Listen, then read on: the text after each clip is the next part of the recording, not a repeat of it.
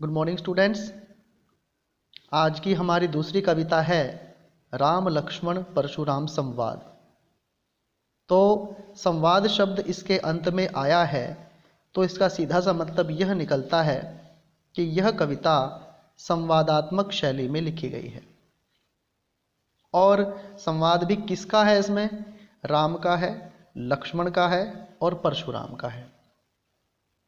राम जी द्वारा इसमें मुख्य रूप से शायद एक या दो पंक्ति शुरू वाली है, बाकी पंक्तियां लक्ष्मण और परशुराम के संवाद के रूप में दी गई हैं। लक्ष्मण और परशुराम दोनों ही क्रोधित स्वभाव के थे। आप जानते हैं कि लक्ष्मण शेषनाग के अवतार थे और परशुराम जी भगवान विष्णु के अवतार थे और श्री राम जी भी भगवान विष्णु के अवतार थे। परशुराम जी ने ब्राह्मण कुल में जन्म लिया था, श्री राम ने क्षत्रिय कुल में, और लक्ष्मण तो उनके भाई थे ही। और यह घटना उस समय की है जब सीता का स्वयंवर हो रहा था। उस समय श्री राम धनुष को भंग कर देते हैं, तो धनुष जब टूटता है तो परशुराम को यह घटना पता चलती है, तो तब वो वहाँ पर पहुँच जाते हैं। धनुष के टूटने की वजह से परशुराम इतने क्रोधित होते हैं कि पूरी सभा को ललकार लेते हैं। एक वजह यह भी है कि उनके क्रोधित होने की, क्योंकि वह धनुष उनके गुरु शिव का था और उसकी रक्षा का दायित्व परशुराम पर था। लेकिन जब धनुष टूटता है तो उनका क्रोधित होना तो स्वाभाविक है। तो ये जो कविता है यह उसी घटना के बारे में है। तो देखिए, आइए थोड़ा सा इसका वाचन करते हैं पहले और उसके बाद इसकी व्याख्या करेंगे। तो इसका पहला पैरा देखिए क्या कहते हैं। नाथ शंभु धनु भंज निहारा, होई ही केऊ इकदास तुम्हारा। आये सुकाह कहिए किन मोही, सुनी रिसाए बोले मुनि कोही। सेवकु सो जो करे सेवकाई, अरि करनी करी करिय लड़ाई। सुनहु राम जेहि शिव धनु तोरा, सहस बाहुसम सो रिपु मोरा। सो बिल गाऊ बिहाई समाजा, न त मारे जेहि सब राजा। सुनि मुनि वचन लखन मुस्काने, बोले परशुधर ही अवमाने। बहु धनु ही तोरी लरिकाई, कबहु न सिरिस कीनि गोसाई। यही धनु पर ममता के ही हेतु, सुनि रिसाई बोले भृगुकुल केतु। रे नृप बालक कालबस बोलत, तो ही न संभार। धनु ही सम त्रिपुरारि धनु, विदित सकल संसार।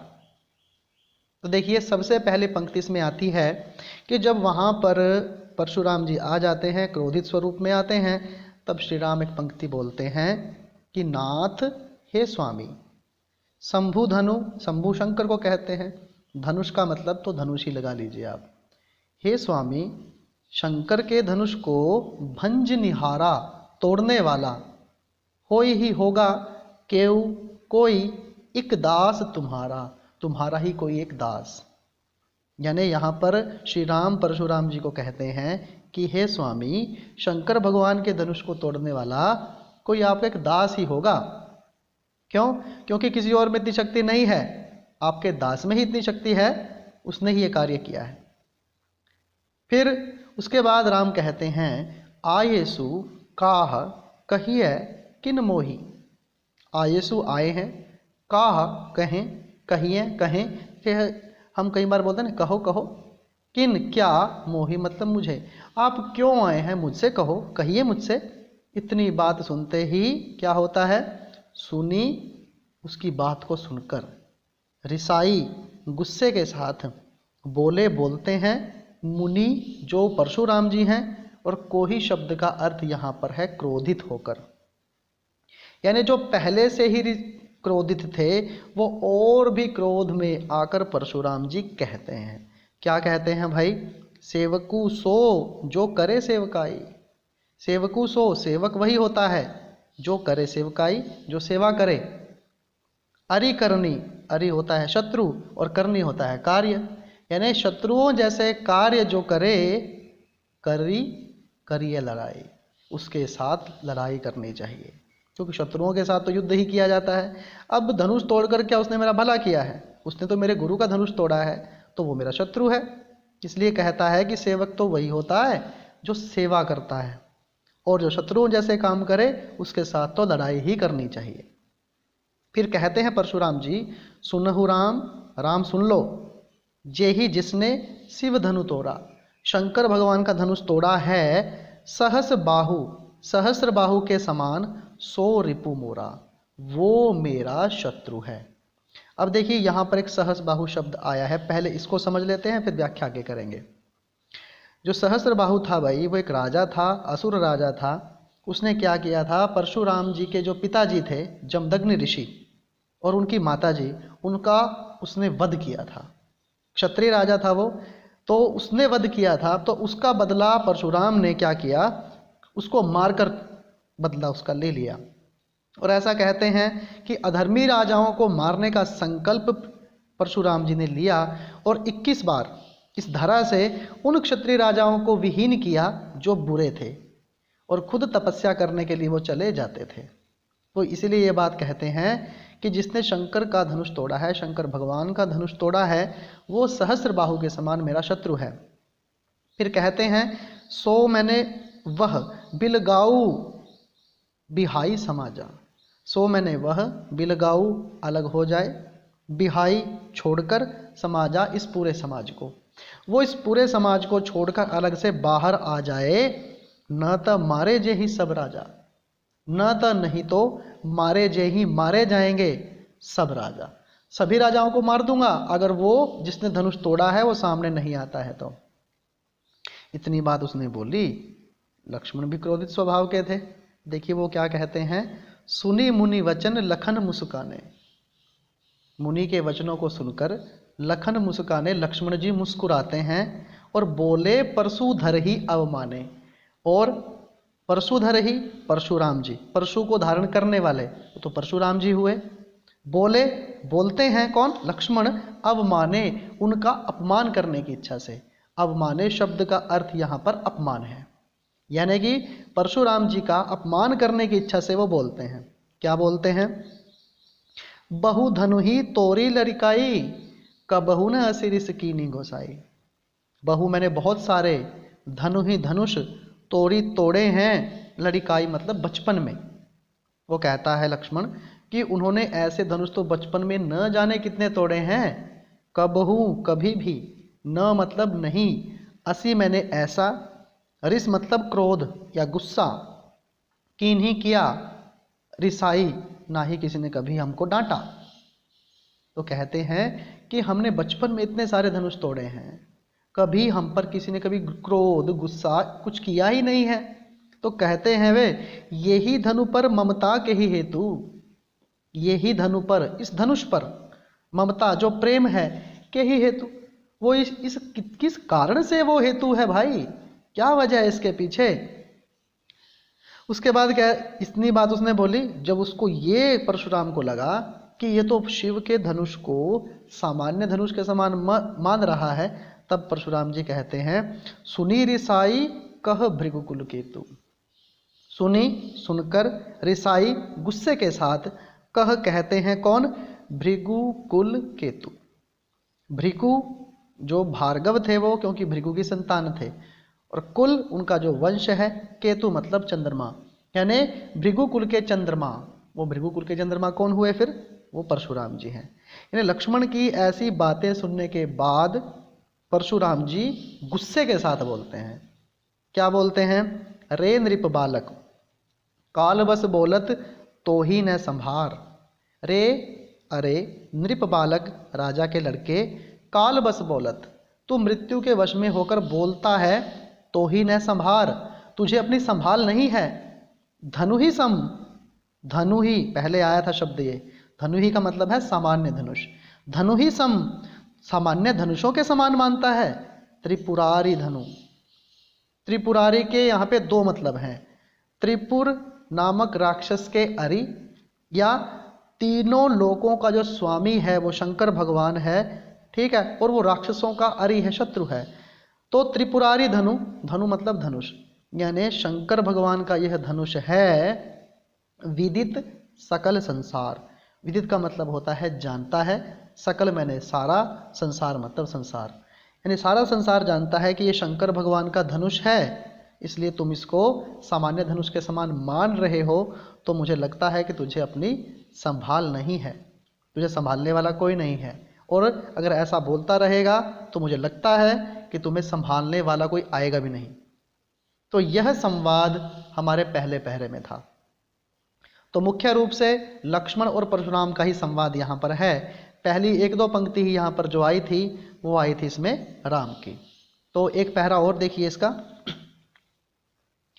इतनी बात जब लक्ष्मण सुनते हैं तो लक्ष्मण कौन सा चुप रहने वाले थे, फिर वो भी बोलते हैं, लखन कहा हसी हमरे जाना, सुनुहु देव सब धनुष समाना, काछति लाभु जून धनु तोरे, देखा राम नयन के भोरे, छुवत टूट रघुपति ही न दोषु, मुनि बिनु काज करिए कतरोसु, बोले चिते परसु की ओरा, रे सठ सुनेहु सुभाव न मोरा, बालक बोल वधो नहीं तो ही, केवल मुनि जड़ जा नहीं मोही, भुज बल भूमि भूप बिनु कीन्ही, विषब विदित क्षत्रिय कुलद्रोही, सहस बाहु भुज छेद निहारा, परसु बिलोकु महीप कुमारा, मातु पित ही जनि सोच बस, करसी महिष किशोर, गर्भन के अर्भक दलन, परसु मोर अति घोर।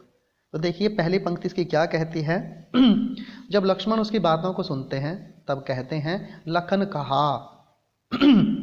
लक्ष्मण कहते हैं हंसी हंसकर, हमने जाना या हमरे जाना, हमने तो भाई यही जाना है, सुनु देव, हे देव सुने, सब धनुष समाना, हमारे लिए सारे धनुष एक जैसे हैं।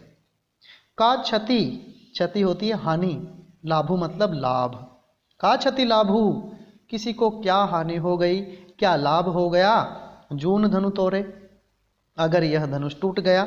क्यों भाई, देखा राम नयन के भोरे, नयन के भोरे का मतलब होता है आंखें भरकर देखना, यानी राम ने इसको बस आंखें भरकर देखा ही था, छुअत टूट, तो छूते ही टूट गया, रघुपति ही न दोषु, इसमें श्री राम का कोई भी दोष नहीं है। मुनि, हे परशुराम जी, बिनु काज, बिना बात के, करिए कर रहे हो, कत रोसु, कत मतलब क्यों, रोसु का मतलब गुस्सा, तो हे मुनि जी बिना बात के गुस्सा क्यों कर रहे हो। इतनी बात उसने कही, परशुराम को क्रोध आ गया और वो कहते हैं, बोलते हैं चिते, अपनी नजरों को परशु की ओरा, जो कुल्हाड़ा उन्होंने अपने हाथ में ले रखा है, उस कुल्हाड़े की ओर अपनी दृष्टि डालकर परशुराम जी कहते हैं, रे सठ, अरे दुष्ट, सुनेहु सुभाव न मोरा, सुने ही सुना नहीं है, सुभाव मोरा, सुने ही न सुना नहीं है, सुभाव मोरा मेरा स्वभाव, तुम्हें शायद मेरे स्वभाव के बारे में अब तक पता नहीं है। बालक बोली, बालक बच्चा, बोधी बोली समझकर, देखो बोली और बोधी का एक ही मतलब आप लगा सकते हैं। वधो नहीं तो ही, वध का मतलब मार, न तो ही तुझे नहीं, यानी बच्चा समझकर मैं तुझे नहीं मार रहा, केवल मुनि जड़ जा नहीं मोही, केवल क्या, केवल मुनि ऋषि, जड़ जड़ बुद्धि, जा नहीं जानते हो मोही मुझे, तो क्या तुम मुझे केवल एक मुनि जड़ ये समझ रहे हो। वो कहते हैं अपनी प्रशंसा में, भुजबल भूमि भूप बिनु कीनी, भुजबल अपनी भुजाओं के बल से, भूमि इस धरती को, भूप, भूप होते हैं राजा, बिनु मतलब बिना, कीन्ही मतलब कर दिया, कहते हैं उन्होंने अनेकों बार इस धरती से राजाओं को मार रखा है, राजाओं के बिना कर दिया है धरती को। और विश्व विदित, विश्व मतलब संसार, विदित मतलब जानता है, पूरा संसार जानता है, क्षत्रिय कुल द्रोही, कि मैं पूरे क्षत्रियों के कुल का द्रोही हूँ।